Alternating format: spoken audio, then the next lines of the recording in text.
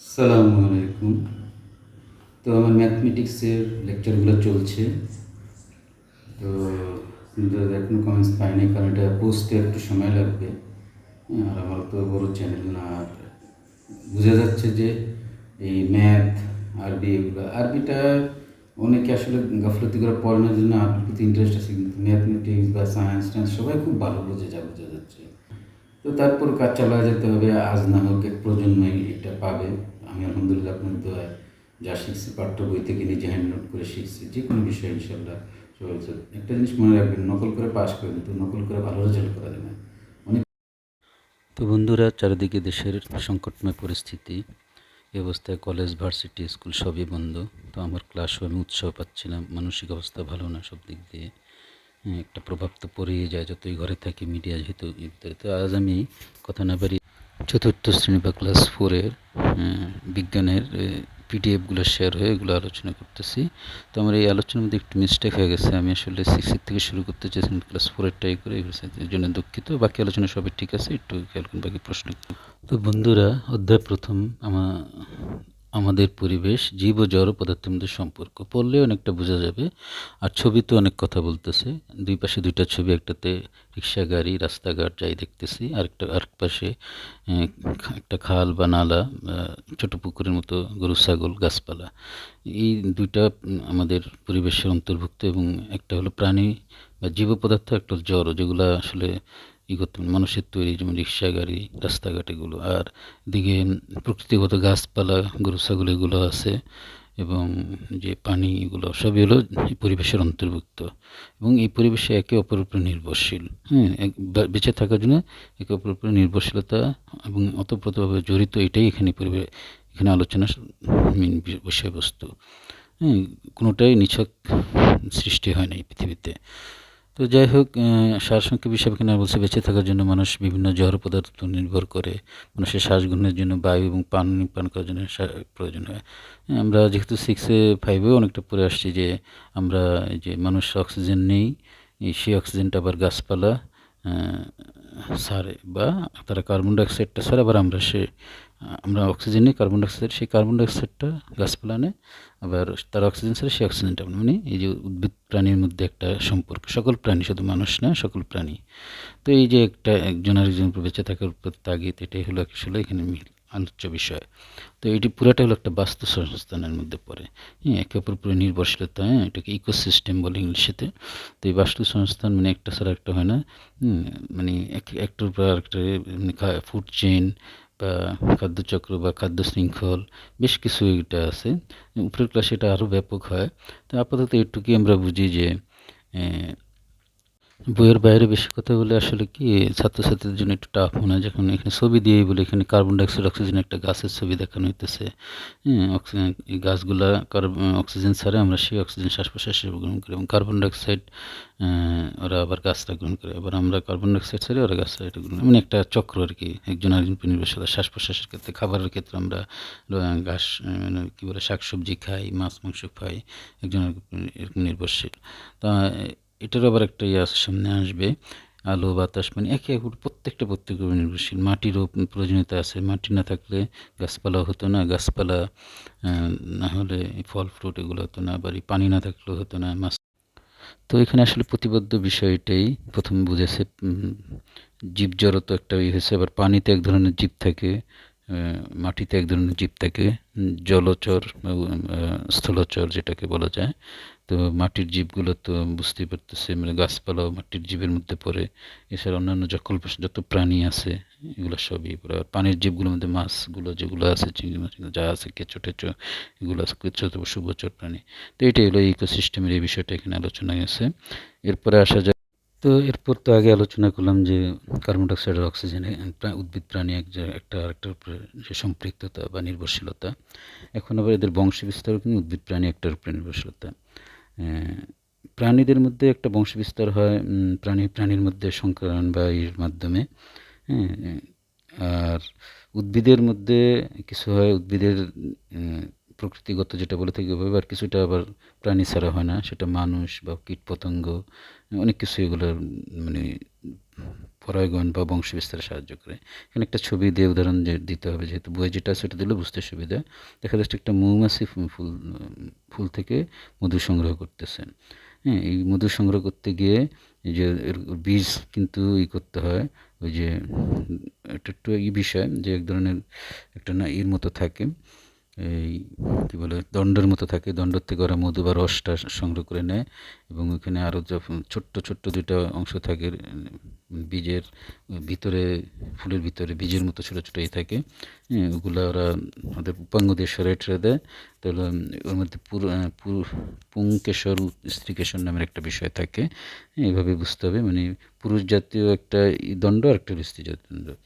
তো এটার মিলনটা ঘটায় মৌমাছি, যে যখন এটা মধু সংগ্রহ করতে যায় তখন বীজ এদিক সেদিক হয়ে যায়, তখন এটা পরাগণ হয়ে একটা বংশবিস্তার লাভ করে। এছাড়া আমরা যে ফলমূল খাই, অনেক ফলমূলই কিন্তু বীজটা ভিতরে থাকে, পাকার পর আমরা খাই, যে আম জাম অনেক কিছু আছে, কাঁঠাল, এগুলো খাওয়ার পরে যে বীজটা ফেলে দেই, তারপর মাটিতে পানিতে যে প্রকৃতিগতভাবে আবার সেখানে একটা অঙ্কুরোদ্গম হয়, আবার একটা গাছ মানে সৃষ্টি হয়। হ্যাঁ, তো গজায় আর কি সোজা বাংলায়। তো এইটাই এখানে মেনলি বোঝানো হয়েছে। তো এখানে কি হলো, যে এই উদ্ভিদেরও এই প্রাণী ছাড়া, মানুষ হোক, গরু ছাগল হোক, বা এই যে পোকামাকড় হোক, এর দ্বারা বংশ বিস্তারের একটা বিষয় আছে। আর বাকিটা কিন্তু বই খুব সহজ সরল ভাষায় লেখা আছে। এখানে আমি এখন যে আলোচনার বিষয় বুঝি সেটা হলো অনেক শব্দের অর্থ বুঝি না, বিধায় আমরা বিষয়টাই বুঝি না, সে বিষয়ে আমি একটু আলোচনা। বাকিটা পড়লে সহজ বাংলা লেখা আছে, এটা পড়লে বিশেষ কোনো লেকচারের আমি মনে করি না প্রয়োজন আছে। তারপর আমি দু একটা জিনিস উদাহরণ একটু দিলাম, শুধু বড় হচ্ছে, এগুলো আসলে খুব একটা বোঝানোর কিছু নেই, তবে শব্দগুলোর বিষয়ে আমি একটু আলোচনা করি। তো এখানে বেশ কটা শব্দ আছে, তার মধ্যে পরাগায়ন একটা শব্দ। পরাগায়ন বিষয়টা আমরা ওই সময় বুঝতাম না, 4-5 যা থাকতো সেটাকে স্যাররা বলেই যেতে বুঝতাম না, সেই আবেগ থেকে বলতেছি বা সেই অভিজ্ঞতা থেকে বলতেছি। পরাগায়ন হলো আসলে ইংলিশে বলে রিপ্রোডাকশন, একেবারে ইংরেজি ভালো বোঝে, মানে বংশ বিস্তার করা, বংশ হওয়া। সোজাভাবে যদি আমরা সব মানুষ দিয়ে দিই, একটু লজ্জাকর মনে হলে আসলে এখানে শেখার জন্য লজ্জা নেই, আবার অনেকটা যেখানে লজ্জা আছে মানুষ নির্লজ্জভাবে করে। তো শেখার জন্য বলতে চাই যে আমরা একটা যারা আমরা সামাজিক জীব মানুষ, বিয়ে শাদী হয়, বিয়ে শাদী হওয়ার পর বেবিটা হয়, বাচ্চা হয়। বিয়ে শাদী হওয়ার পরই বাচ্চা হয় না, কিন্তু একটা সময় লাগে, বেবিটা মায়ের গর্ভে থাকে কিন্তু 10 মাস 10 দিন। মানুষের ক্ষেত্রে একরকম, এরকম গরু ছাগলের মধ্যে পুরুষ স্ত্রী আছে, বিড়ালের মধ্যে আছে কুকুর, এরকম সবই আমরা মোটামুটি। এই যে এর মধ্যে যে দুজনের মিলন ঘটার পরে যে কাজটা হয়, এটার নামই আসলে পরাগায়ন বা রিপ্রোডাকশন বা বংশ বিস্তারের একটা পদ্ধতি আর কি, এই পরাগায়ন। তো মানুষ সামাজিক জীব, তাই বিয়ে শাদীর মাধ্যমে এটা ঘটে, কিন্তু অন্যান্য জীব জানোয়ার এটা ঘটে না। ওদের মধ্যে পুরুষ স্ত্রী আছে, ওদের মিলনের ফলে ওটা থেকে এটা আমরা টুকটাক সবাই এখন বুঝি বর্তমান আধুনিক জামানায়। এখানে ছবিতে অনেক বিষয় আছে, এগুলো আলোচনা করলে অনেক লম্বা হয়ে যাবে, তোমাদের অত ধৈর্য নেই বন্ধুরা। যে অক্সিজেন সব প্রাণীরা, আবার গরু ছাগল মানুষের থেকে কার্বন ডাইঅক্সাইড গাছপালা নেয়, আবার গোবরও সার হয়, সেটাতে আবার গাছপালা বাসে, এখানে কিন্তু ছবিতে এটা বোঝাচ্ছে। তো তাহলে পরাগায়নটা বোঝানোর পর আবার মাতৃ উদ্ভিদ বলতে বোঝা যেতেছে ওই বীজটা আর কি, বা ওই যে অঙ্কুর হওয়ার যে ওইটা কি মাতৃ উদ্ভিদ বলে, এবং এটার বিস্তরণ বলতে বোঝা যেতেছে। দেখা যায় যে কখনো কখনো কিছু গাছ আমরা লাগাই নাই, আমাদের এখানে হয়, বিশেষ আতা গাছটা দেখা যায়, বরই গাছটা দেখা যায়। এটা কীভাবে হয় তোমরা কি অনেকে লক্ষ্য করছো? অনেকের বাড়িতে বরই গাছ লাগানো হয় না, আতা গাছ লাগানো, এটা আসলে এই প্রাণীর বংশ বিস্তারের কারণে হয়। বিস্তার মানে খাওয়ার পরে যে মলমূত্র ত্যাগ করে অনেক বীজ থেকে যায়, কাঁঠাল টাঠাল বা অনেক বড় শক্ত বীজগুলো থেকে যায়, ওগুলো আসলেভাবে হজম হয় না বড় প্রাণীতে। এবং পাখিও অনেক ফল ফ্রুট খায়, বীজটা এক এক জায়গায় ফেলে, দেখা যায় যে যে গাছটা আমরা লাগাই সেই গাছটাও কিন্তু আমাদের জমিতে অনেক সময় হয়। তো এখানে বিস্তরণ, মাতৃ উদ্ভিদ আর এই পরাগায়ন, এগুলো হলো এরপর আসতেছে খাদ্য শৃঙ্খল। এখানে একটু সামান্য আলোচনা করব। খাদ্য শৃঙ্খল বা প্রাণীর মধ্যে একটা খাদ্য শৃঙ্খল আছে, একটা আরেকটার উপর নির্ভরশীল। আমরা যে মানুষ প্রাণীরা, আমরা মুরগি, গরু, ছাগল এগুলার গোস্ত খাই, তারপর বাঘও খায়, আরও আছে সাপ খায়, পোকামাকড়, পোকামাকড় আবার আমাদের রক্ত খায়। তো একটা আরেকটার উপর নির্ভরশীল আছে। এর মধ্যে আবার তৃণভোজী আছে, বা এই যে তৃণভোজী ছাড়া যেটা আছে আসলে কি প্রাণীভোজী আর কি। তো এরকম আসলে এই খাদ্যচক্র এগুলোই এখানে বলেছে, বা এটা খাদ্য জালও বলা হয়। তো ফুড চেইন বা খাদ্য শৃঙ্খলও আমরা এভাবে পড়েছিলাম একই বিষয়। তো আমি এটা এখানে ছবিতে সব বোঝা যেতেছে। আগে ছবির কথাটা বলি। বাঘের দিকে তীর চিহ্ন দেওয়া দেখা যাচ্ছে। বাঘে যে হরিণের মাংস, হরিণ খায় না, তারপর আবার বাঘে ওই যে খরগোশও খায়, হ্যাঁ, বাঘে মানুষও খায় বলতে পারে যদি খাঁচায় দেওয়া যায়। আবার ইগলের দিকেই দেখেছে সাপ খায়, আবার ছোট পাখিরে খায়, তারপর ইঁদুর খায় ইগলে, হ্যাঁ, কাঠবিড়ালি আবার যে ঘাস লতা পাতা খায়, হ্যাঁ, আবার ওদের মলমূত্র এবং এটা মাটিতে মিশে সার হয়, সেটা আবার গাছপালা খায়, এটাই বুঝেছে। এই মোটামুটি এগুলো বিভিন্ন একটা আরেকটার উপর, মানে এটা কিন্তু চেইনের মতো বা নেটের মতো, এই জন্য এখানে বলছে খাদ্য জাল। আসলে আরেকটা ছিল খাদ্য ফুড চেইন বা খাদ্য চক্র, এটাই ঘুরে ফিরে ওটাই হয়। তো খাদ্য চক্র আমাদের মানুষ দিয়ে বোঝাই। আমরা মানুষ কি শাকসবজি খাই, মাছ মাংস খাই। তো এগুলো আমরা হলাম তাহলে খাদক। আর খাদ্য হলো আমাদের কি, মাছ মাংস শাকসবজি। শাকসবজি হলো উদ্ভিদের মধ্যে, আর মাছ মাংস হলো প্রাণীর মধ্যে। আবার আমরা যা মানে আমরা সহ আর অন্য কিছু তো শাকসবজি না হলে ঘাসলতা পাতা খায়, খরগোশ যেমন খায়, গরু ছাগল খায়। হ্যাঁ, তো এখানে গরু ছাগল হলো খাদক, আর ঘাসলতা পাতা হলো খাদ্য। তো খাদকের এটাও একটাই। আর এই খাদকের মানে একটা আরেকটার উপর নির্ভরশীলতা, এর মধ্যে খাদ্য চক্র আছে। অর্থাৎ এই প্রত্যেকটার মলমূত্র যে ত্যাগ করলে এটা আবার সার হয় গাছপালার জন্য। এটা হলো আবার গাছের জন্য এই মলমূত্রটা হলো খাদ্য, আর গাছপালা হলো খাদক। মানে সবাই খাদক, সবাই খাদক, খাদ্য সবাই খাদ্য। মানুষ মারা গেলে বা প্রাণী মারা গেলে ওটা পচে ওটা মাটিতে মিশে যায়, ওগুলো অন্য প্রাণীরাও খায়, এবং গাছপালাটা মাটিতে মিশার পরে সার হয়, ওটা গাছপালা খায়, পুষ্টি নেয়। মানুষের জন্য দেখা যায় কবরস্থানে অনেক কিন্তু ভালো গাছপালা হয়।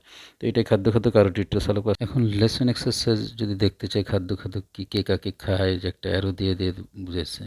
তো আমরা মানুষ গরু খাই, ছাগল খাই, মুরগি খাই।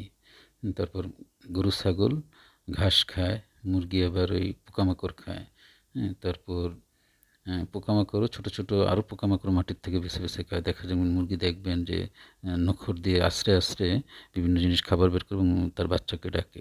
এটা প্র্যাকটিক্যাল আমি বুঝেছি। বুঝানিগুলো আমাদের অত বোঝানো হতো না। তারপরে যে দেখা যাচ্ছে এগুলো আসছে সাপ খেতে। আবার সাপকে আবার সাপ খায় ব্যাঙকে, নাকি এগুলো দেখা যাচ্ছে ব্যাঙের ছবি দেখা যাচ্ছে।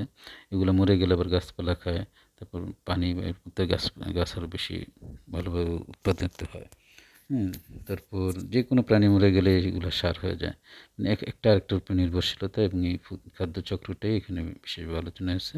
বন্ধুরা এসব বোঝাতে এখন ছাত্র জীবনের কথা এবং শিক্ষক জীবনের কথা মনে পড়লো। তো এরকম বোঝানো হয়েছিল যে কী বুঝলা তোমরা, খাদ্য কী, তাহলে খাদক কী? ওই যে সাপ খায়, ব্যাঙ খায়, ওগুলো বলতেছে। ছাত্র সবাই এসে দিচ্ছে। আবার আমরা যখন শিক্ষকরা জিজ্ঞেস করি কী বুঝে, স্যার সাপ খায়, ব্যাঙ খায়, এগুলো তো উদাহরণ বুঝছে, আসলে না। আসল কথা হলো খাদ্য আর খাদক বুঝতে হবে। তাহলে অ্যাকচুয়াল অর্থ এটাই দাঁড়ালো, আমরা সবাই খাদক, আবার সবাই খাদ্য। আচ্ছা, আমরা মানুষটা হলাম আশরাফুল মাখলুকাত বা সৃষ্টির সেরা জীব। তো আমরা হলাম গিয়ে প্রধান খাদক। এরপর বাকি সব হলো অন্যান্য সেকেন্ড লেভেল বা দ্বিতীয় স্তর, তৃতীয় স্তর, চতুর্থ, বিভিন্ন স্তরের খাদক।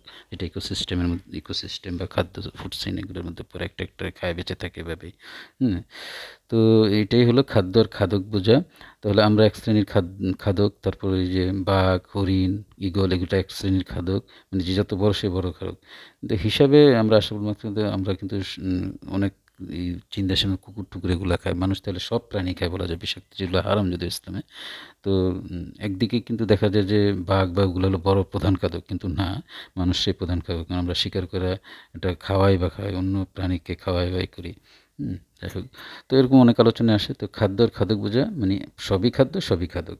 তো প্রধান খাদকের বিভিন্ন লেভেল আছে, স্তর আছে, খাদ্যেরও লেভেল আছে। মানে বিভিন্ন লেভেলে একটা খায়।